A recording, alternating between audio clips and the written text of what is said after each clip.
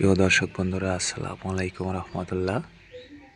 আমার এই গরুর জন্য যে চারিটি ছিল সেই চারিটি পরিত্যক্ত অবস্থায় পড়েছিল।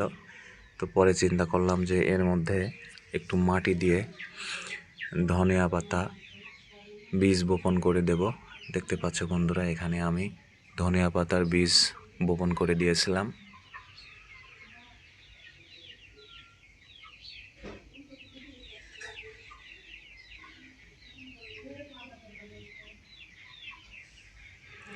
তো এই যে মাশাল্লাহ, আমার এই ধনিয়া পাতাগুলো এখন অনেক সুন্দর হয়ে গেছে, দেখতে পাচ্ছ বন্ধুরা। তো এখানে ধনিয়া পাতা উঠে যাওয়ার পরে যেহেতু এখানে চারের নিচে ছিদ্র নাই, সেক্ষেত্রে এখানে আপনার কচু লাগিয়ে দিব। কচু পানিতে কিন্তু ভালো হয়।